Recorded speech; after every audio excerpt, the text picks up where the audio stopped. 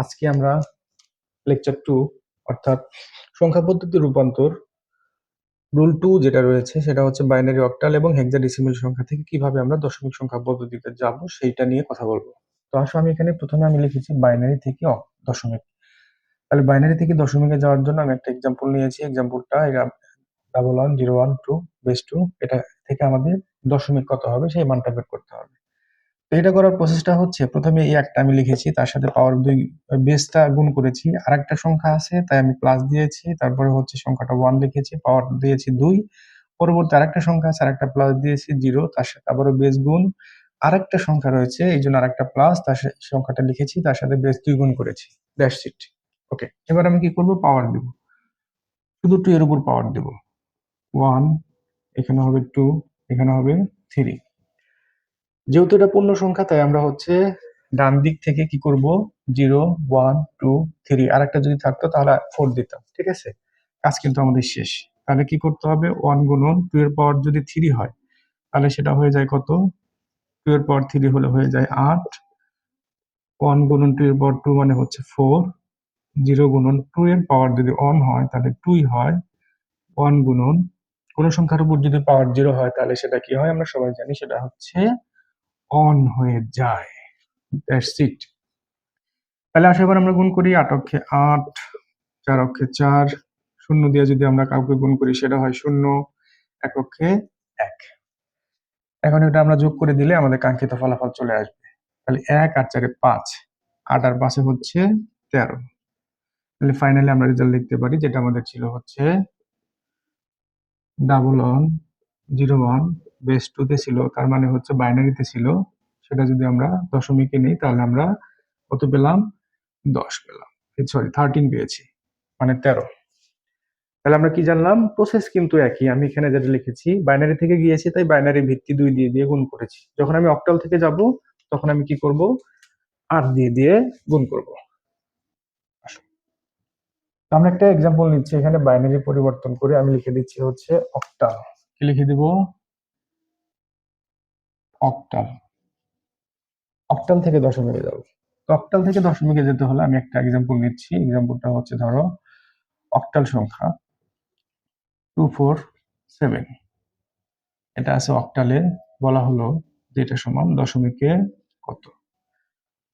Same process, আবারও বলছি, দেখো 2 গুণন কাজে লাগবে কোনটা, আমাদের এই যে সংখ্যা থেকে আমরা যাব সেই সংখ্যাটা আমাদের কাজে লাগবে।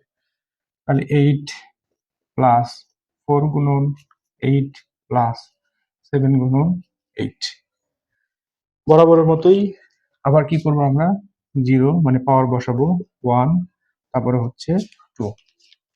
এখন একটু চিন্তা করে দেখো যে 2 গুণন 2 এর পাওয়ার, এই 8 এর পাওয়ার যদি 2 হয় তাহলে 8 আর কত, 64। 4 গুণন কোন সংখ্যার উপরে পাওয়ার যদি 1 হয় তাহলে সেটা হয় হচ্ছে আমার সেই সংখ্যাটাই, তাহলে আমি লিখবো 8। 7 গুণন কোন সংখ্যার উপর যদি পাওয়ার 0 হয় তাহলে 1 হয়ে যায়। ওকে, তাহলে আমি আবার কি করব, 64 দ্বিগুণে কত হয়, 128, 4 8 32, 7 অক্ষে 7। তাহলে দেখো আমার কাঙ্ক্ষিত ফলাফলটা চলে আসছে। আসলে আমরা যোগ করে দিই, 7 আর 2 কত, 9, 9 আর 8 কত, 8 8 16, আর 1 তাহলে 7 17, 17 7 হাতে আমার হচ্ছে 1, 3 আর 4, 4 আর 2 6, আর এই একটা এখানে বসে গেছে। আচ্ছা, তাহলে আমরা কি করব, ফাইনালি রেজাল্ট পাচ্ছি হচ্ছে 247, যেটা ছিল আমাদের অক্টালে, সেটা যখন আমরা দশমিকে কনভার্ট করলাম আমরা পেলাম হচ্ছে 167 পেলাম। কত পেলাম, 167 পেলাম। প্রসেসটা কিন্তু এক, আমি আবার বলে দিচ্ছি, অক্টাল থেকে গিয়েছি বলে তাই আমরা কি করেছি, 8 দিয়ে দিয়ে কি করেছি, গুণ করে করে তারপরে পাওয়ার ধরে ক্যালকুলেশন করে দিয়েছি। ওকে, এবার আসো আমরা যদি অক্টাল থেকে যাই, অক্টাল থেকে গিয়েছিলাম, এবার যদি আমরা হেক্সাডেসিমেল থেকে যাই তাহলে কি হয়। তো আমি এখানে হেক্সাডেসিমেল লিখলাম, হেক্সাডেসিমেল, ডেসিমেল, হেক্সাডেসিমেল। হেক্সাডেসিমেলের তোমরা সবাই জানো যে হেক্সাডেসিমেলের ডিজিট গুলা কি। হেক্সাডেসিমেলের ডিজিট হচ্ছে 0 1 2 3 4 5 6 7 8 9। 10 না লিখে লেখা হয় এ, তারপরে লেখা হয় বি, সি, ডি, ই আর একটা হচ্ছে এফ। এখন তুমি বলতে পারো স্যার এটা কেন হয়? এটা এই জন্য করা হয়, দেখো আমাদের হাতে কিন্তু ডিজিট হচ্ছে টোটাল 10টা, 0 সহ 9টাকে যদি আমরা কাউন্ট করি তাহলে কত পাবো? 10 পাবো। এখন আমি যদি 10 লিখতে চাই তাহলে কিন্তু আমাকে এই সংখ্যাটা রিপিট করতে হচ্ছে। তার মানে কি দেখো, 1 আর 0 কে রিপিট করতে হচ্ছে। এই রিপিট এড়ানোর জন্য কি করা হয়েছে? সাংকেতিক চিহ্ন হিসেবে A B C D E F ধরা হয়েছে। ক্লিয়ার? তাহলে এখানে 11, সি ফর 12, ডি ফর 13, এটা হচ্ছে 14, এটা হচ্ছে 15। ওকে, তাহলে আমি যে কোনো একটা সংখ্যা নিচ্ছি, কথার কথা আমি লিখলাম 15 এ, এটা আছে 16 বেজে, আমি যাব কোথায়? দশমিকে।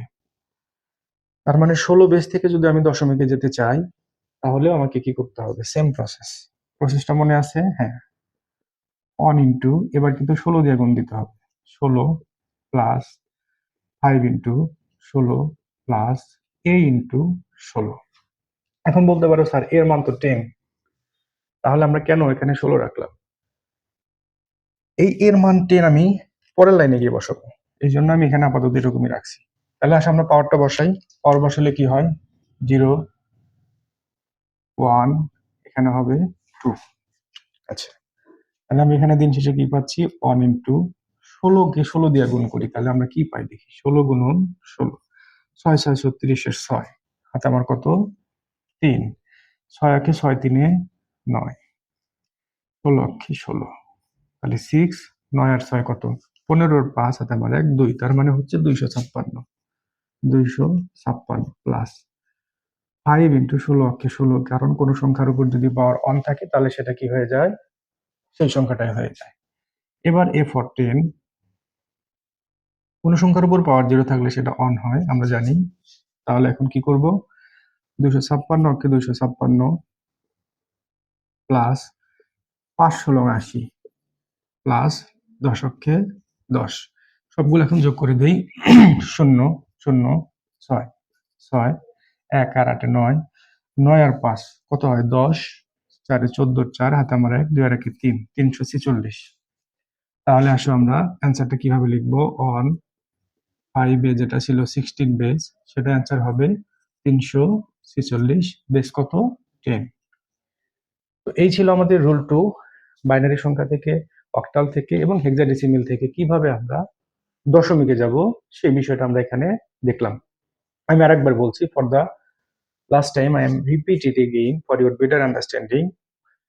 আমরা বাইনারি, অক্টাল, হেক্সাডেসিমেল যাই হোক না কেন, সেখান থেকে যখন আমরা দশমিকে যাব তখন আমাদের কি হবে? যেই সংখ্যা থেকে যাব সেই সংখ্যার ভিত্তি দিয়ে গুণ করে করে পাওয়ার ধরে যেতে হবে। অর্থাৎ প্রথমে গুণ করব, তারপরে ডান দিক থেকে পাওয়ার বসাবো, তারপরে সেটা ক্যালকুলেশন করব, অঙ্কটা হয়ে যাবে। তো রুল 2 কভার হয়েছে, নেক্সট ক্লাসে দেখা হবে রুল 3 নিয়ে।